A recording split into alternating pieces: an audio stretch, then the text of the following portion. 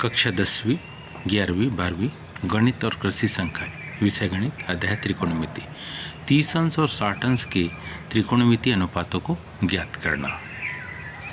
इसके हल में हम मान ले रहे माना कि त्रिभुज एबीसी समबाहु त्रिभुज है। माना त्रिभुज एबीसी समबाहु त्रिभुज है। ए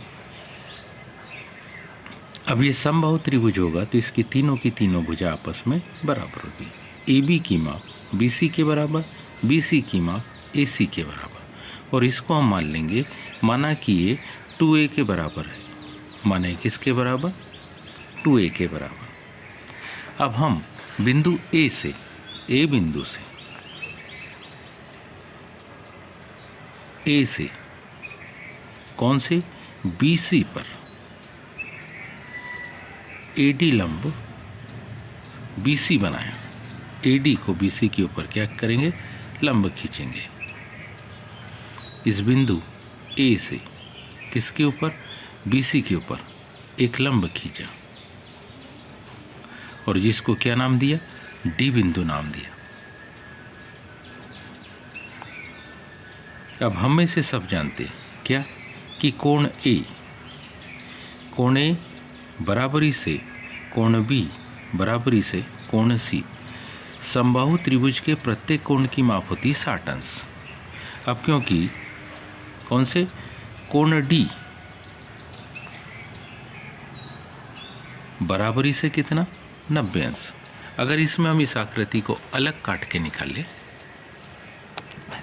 त्रिभुज ABD में, क्योंकि त्रिभुज ABD में क्या जानते हैं हम कि कोण B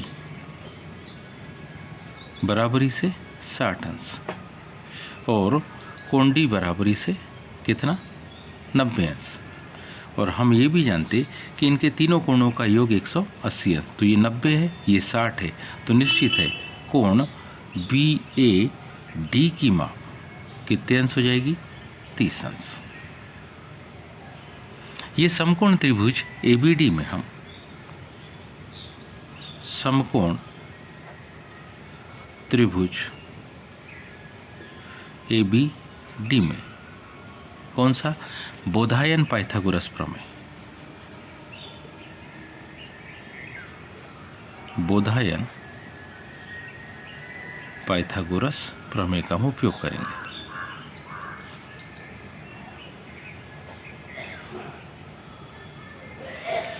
क्योंकि हम जानते हैं, क्या जानते? क्योंकि हमारे पास AB भुजा की माप 2a के बराबर है और BC की माप भी 2a के बराबर थी। तो इसलिए कौन सी भुजा? BD की माप जो होगी वो BC के आधे के बराबर होगी। तो जो BD की माप होगी वो होगी 1/2 गुणित 2a के बराबर। 2 से 2 कट जाएगा तो BD की माप आ जाएगी किसके बराबर? a के बराबर। BD की माप आ गई a के बराबर। तो B से D की माप हमारे पास है, यह B से D की माप हमारे पास है कितनी? a इकाई। A से B की माप हमारे पास है 2a के बराबर। तो हम AD को निकाल सकते हैं। किसकी घात 2? कर्ण की घात 2 बराबरी से आधार की घात 2 धन लंब की घात 2। AB मीन्स 2a का whole square, BD a square, AD ज्ञात करना है। 2 दूनी 4, अगले स्टेप में आ जाएगा 4a की घात 2 बराबरी से a वर्ग धन AD की घात 2। 4 में से ये घट जाएगा तो 4 में से 1 घटा तो 3 आया। किसकी माप? AD वर्ग की माप आ गई 3a का वर्ग। इसलिए AD की माप आ जाएगी करनी 3a के बराबर। अब ध्यान दे तो AD भुजा की माप हमको मिल गई है करनी 3a के बराबर। अब यदि हम 60 अंश के सापेक्ष देखें तो 60 अंश के सामने की भुजा करनी है 3a, AD ये कहलाएगी लंब, सम्मुख भुजा इसलिए, BD आसन्न भुजा इसलिए आधार, और 2A क्योंकि यहाँ पर बनने वाला कोण समकोण है 90 डिग्री, उसके सामने का कोण कर्ण। तो अब यदि हम साइन 60 अंश के लिए देखें तो साइन 60 अंश को ध्यान से देखें तो साइन 60 अंश बराबरी से हमारे पास कौन सी भुजा, 2 भुजा का अनुपात होता है लंब बटे कर्ण। लंब भुजा को ध्यान से देखें तो वह भुजा है AD, कर्ण भुजा को देखें तो वह भुजा है AB। तो इस तरीके से AD भुजा की माप हमारे पास है कर्णी 3A बटे कर्ण भुजा की माप है 2A। ये A से A क्या होता, कट गया, तो क्या आ गया कर्णी 3/2। इसलिए हम लिखते कि साइन 60 अंश की माप, इसलिए हम लिखते क्या कि साइन 60 अंश की माप कितनी आती, कर्णी 3/2। यदि साइन 60 की माप आ गई तो इसके आधार पर हम किसकी माप, कोसेक 60 अंश की माप भी लिख सकते हैं। कोसेक 60 अंश इसका व्युत्क्रम क्या होता हो, कर्ण बटे लंब, और उसकी माप क्या हो जाएगी 2/कर्णी 3। बारी आती है अब कॉस 60 अंश की। कॉस कितना 60 अंश। कॉस 60 अंश को ध्यान से देखें तो वो जिन 2 भुजा का अनुपात होता है, एक भुजा होती है आधार और दूसरी भुजा होती है कर्ण। कॉस 60 अंश में आधार है BD भुजा और कर्ण है AB भुजा। BD की माप देखें तो वो है A, AB की माप देखें तो वो है 2A। A से यहाँ भी कट गया तो ये माप क्या आ गई 1/2। इसके विपरीत यदि हम सेक 60 अंश को लिखते तो हम जानते हैं सेक 60 अंश इसका उल्टा, ये आधार बटे कर्ण, तो वो क्या होता कर्ण बटे आधार।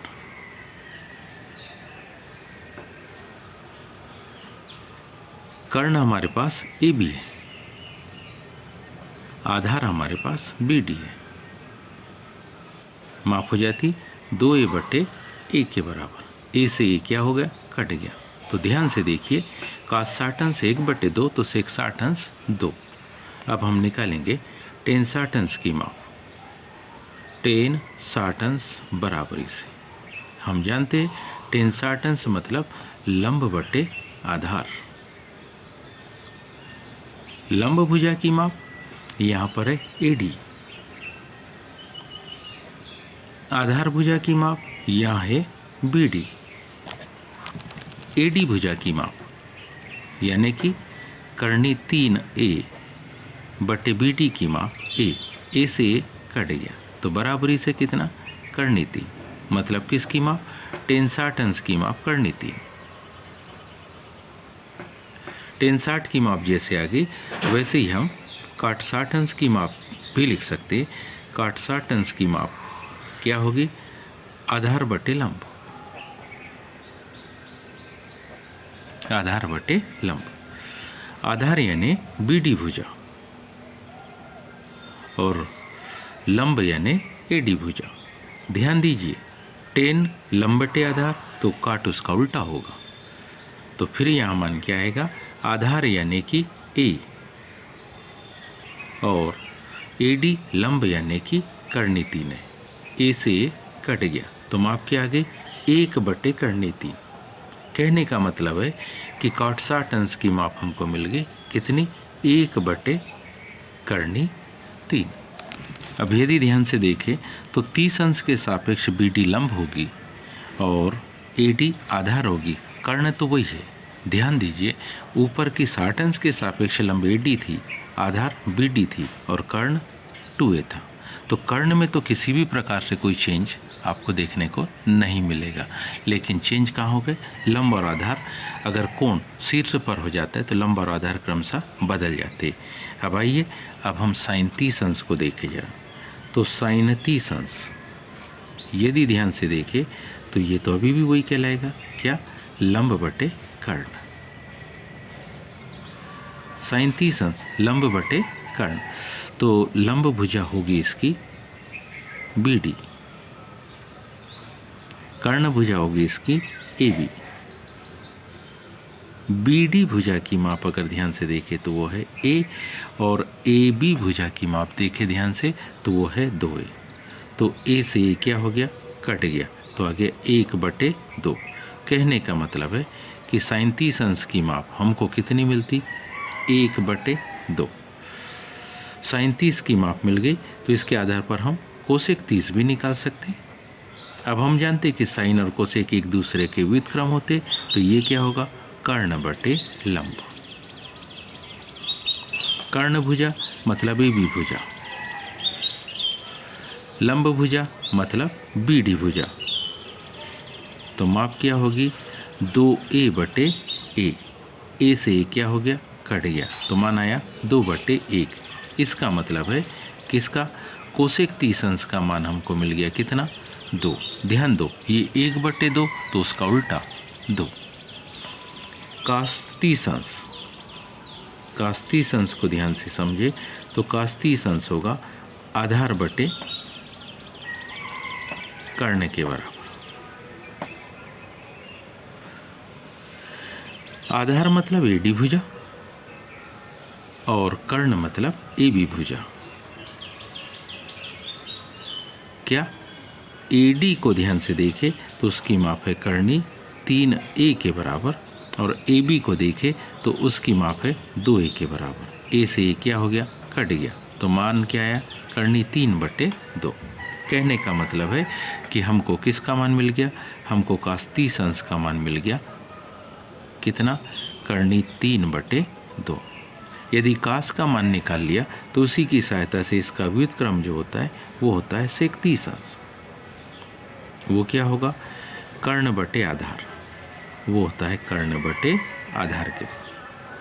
कर्ण मतलब AB और आधार मतलब इस आकृति में AD। AB की माप 2A बटे कर्णी 3 है। A से A कट गया, जैसे यहाँ A से A कट गया था वैसे यहाँ भी कट गया, तो 2/3। कहने का मतलब है किसका मान, sec 30 अंश का मान हमको मिला 2/3। इस मान और इस मान को ध्यान से देखें तो दोनों एक दूसरे के व्युत्क्रम है। अब हम tan 30 अंश ध्यान से देखिए, tan 30 अंश, दो भुजा का अनुपात कौन कौन सी, लंब बटे आधार। अब ध्यान से देखिए तो लंब भुजा हुई BD और आधार भुजा हुई AD। BD भुजा की माप 1 इकाई और आधार भुजा की माप हुई कर्णी 3 है। A से A क्या हो गया, कट गया, तो क्या आ गया, 1/3। कहने का मतलब है tan 30 अंश की माप इसलिए हम लिखते हैं क्या, कि वो होती है 1/3। tan के सहायता से अब हम काट को भी निकाल सकते हैं, तो cot 30 अंश बराबरी से हम जानते हैं कि ये होगा इसका उल्टा। क्या होगा इसका उल्टा, आधार बटे लंब। ये होगा आधार बटे लंब। आधार यानी AD भुजा, लंब यानी BD भुजा। आधार भुजा की माप कर्णी 3A बटे लंब भुजा की माप A। A से A क्या हो गया, कट गया, तो ये बराबरी से आ गया कर्णी 3। अब ये बराबरी से आ गया कर्णी 3, मतलब cot 30 अंश की माप हम लिख सकते हैं कि हमारे पास आ गई कर्णी 3। उम्मीद है आप सबको ये समझ में आया होगा। आज के लिए इतने ही, शेष का धन्यवाद।